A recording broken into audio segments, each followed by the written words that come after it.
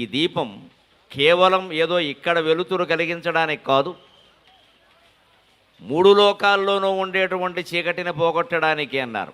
ఆ మూడు లోకాలే మనలో ఉండేటువంటి మూడు గుణాలు: సత్వగుణం, రజోగుణం, తమోగుణం. సత్వగుణం ప్రధానంగా ఉన్న లోకమే దేవలోకం, రజోగుణం ప్రధానంగా ఉన్న లోకం మానవలోకం, తమోగుణం ప్రధానంగా ఉన్న లోకం రాక్షసలోకం. ఈ మూడు ఎక్కడో లేవు, మన శరీరంలో ఉన్నాయి, మన మనస్సులో ఉన్నాయి, మన జీవితంలో ఉన్నాయి. జడ మూడు పాయలు వేస్తాం, సరిగ్గా మూడు పాయలు ఎందుకుంటే గుణము అంటే పాయ త్రాడు అని కూడా అర్థం ఉంది సంస్కృతంలో.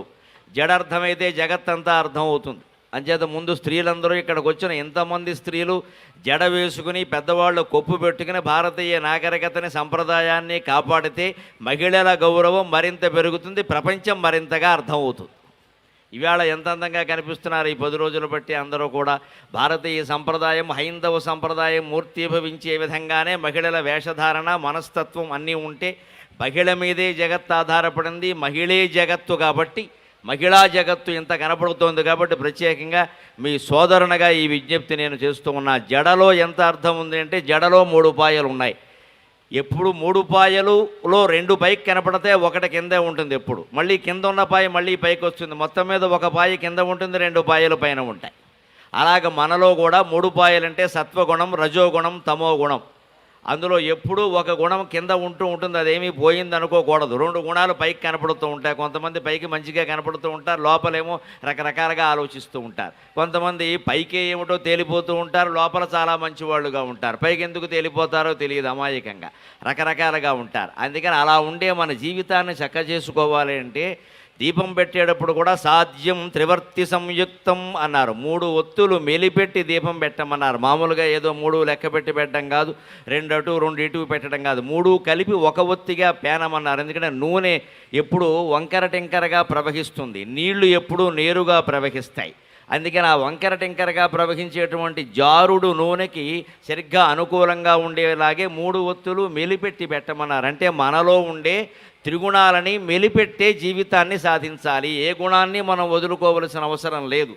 నిద్రపోవలసిందే తమోగుణం అంటే నిద్రపోవడం. అలాగే పోటీలు పడవలసిందే, ఈ ఉత్సవం చూడాలనే ఉత్సాహం మీలో ఉంది, అది రజోగుణం. రజోగుణం లేకపోతే ఇక్కడికి రారు. కానీ చాలా మంచి పని చేస్తున్నారు ఇంతమంది వచ్చి. భారతీయ సంస్కృతి అంటే ఏమిటో, హిందుత్వం అంటే ఏమిటో, దేవతలంటే ఏమిటో, వైభవం అంటే ఏమిటో, హిందువుల ఐకమత్యం అంటే ఎలా ఉంటుందో ఇవాళ భక్తి టీవీ ద్వారా, ఈ స్టేడియం ద్వారా, భాగ్యనగరం ద్వారా యావత్ ప్రపంచానికి తెలుస్తోంది ఖచ్చితంగా.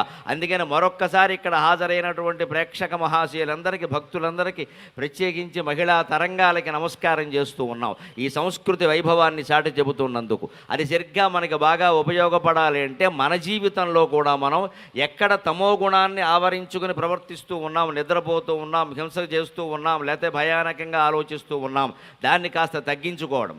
ఎక్కడ రజోగుణం ఉందో దాన్ని ఇలాంటి మంచి కార్యక్రమాల కోసం వినియోగపడేలాగా బాగా చేసుకోవడం. ఎక్కడ సత్వగుణం, కాస్త ఆధ్యాత్మిక గ్రంథాలు చదవడం, ఇటువంటి కార్యక్రమాలకు రావడం, ప్రవచనాలు వినడం, మంచి సత్యానికి కట్టుబడి ఉండడం, ధర్మానికి కట్టుబడి ఉండడం, ఎక్కడ ఉందో ఏ గుణం ఉందో దాన్ని కాస్త ప్రోధి చేసుకుంటూ ఉండడం. అలా చేస్తే అప్పుడు 3 గుణాలు కలిపి మన జీవితాన్ని కూడా భగవంతుడి ముందు జ్యోతిలా వెలిగించిన వాళ్ళం అవుతాం.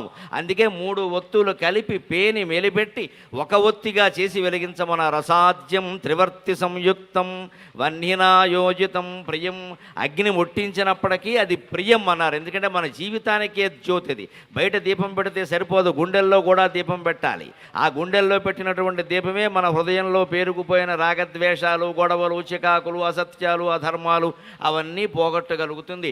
అప్పుడు మనకి రామచంద్రమూర్తి యొక్క కరుణ లభిస్తుంది. అందువల్ల ప్రత్యేకించి ఒంటిమిట్ట కోదండరామస్వామి సాక్షిగా మనం శివుడికి పెడుతున్నటువంటి, కార్తీక శివుడికి పెడుతున్నటువంటి దీపం అచ్చం రామచంద్రుని యొక్క గుణగణాల్లాగే, సీతాదేవి యొక్క గుణగణాల్లాగే, రామాయణ కథా సంగ్రహంలాగే ఉంటుంది ఖచ్చితంగా. అనడానికి లెక్క ఏమిటి అంటే ఒంటిమిట్ట రఘువీర శతకం అని అద్భుతమైనటువంటి శతకం ఉంది.